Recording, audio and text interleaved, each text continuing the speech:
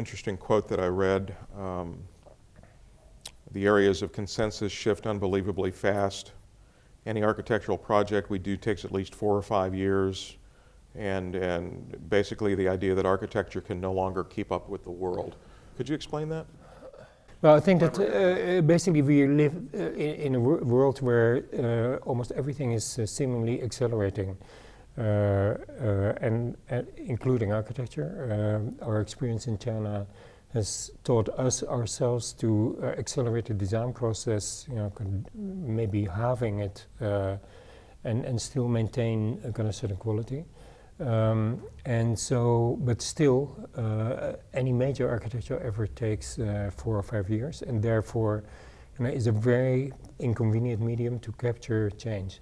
On the other hand, I'm also convinced that at some point change will, and the acceleration of change will erode basically a kind of sense of well-being in the world. So I think stability is also very necessary. So I think the art of architecture right now is to offer stability in a way that keeps pace with current developments, but nevertheless is not entirely dictated by current developments. So that is why architecture always has to be, to some extent go along, and on the other hand, slightly resist.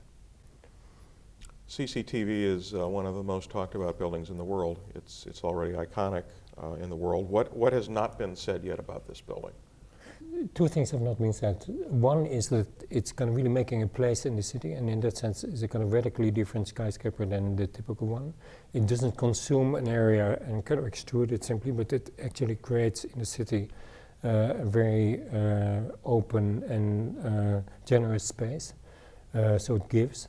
The other thing that I think has not been kind of understood perhaps is that in a system like the Chinese system, which is kind of really emphasizing stability at every moment, it's a building that has a different identity, and radically different identity from almost any point in the city. It's a kind of building that moves with you, and that therefore has an incredible richness in terms of multiple identities that I think towers have typically not had before.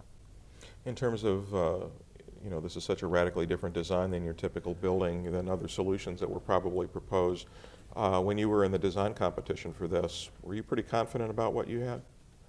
Well, I think it would be really stupid if you went into a design competition confidently, but I thought we had something very strong, and I was kind of very enthusiastic about it, and I think I was able to kind of share that enthusiasm. But confident, no, because you never know whether you find opposite you kind of people with an appetite for adventure, an appetite for something different, or an appetite in general. And that is kind of currently a kind of very big issue. Who is your partner, and what kind of jury do you talk to, and who are your clients? And in the end, what we found in China is that, if the average age of decision makers in the West is maybe 60 years, in the Middle East it could be kind of 40 years, but in China it can be 30 years. And I think that there's a correlation between youth and appetite for experiment. And so there was a kind of a click and a kind of a sense of mutual interest on that level. And I was going to ask you that very question. What was the connection that you made with this client, and when were you convinced that this was going to win? Well, the connection was made in a phone call, and that phone call was with a kind of former TV speaker, a lady who then had been kind of studying international law in Oxford, and so that really confronted me that China is different, and that you could have a Chinese client with an international law degree from Oxford. So that made me realize and sit up and say, well, there's obviously something going on here, and so in a certain way from the very beginning, that was what drove that motivated us. What lessons from your design can other more typical designs take away from that? What lessons can we draw? Well, I don't want to be moralistic, but I think that architecture can easily abandon ambitions or not kind of raise certain possibilities or abandon ambitions in a kind of preemptive effort to simplify things. We didn't abandon a kind of single ambition in this case. It's not only the shape, not only the structure, but also, for instance, the interiors. There are in the building at least 200 very different interiors.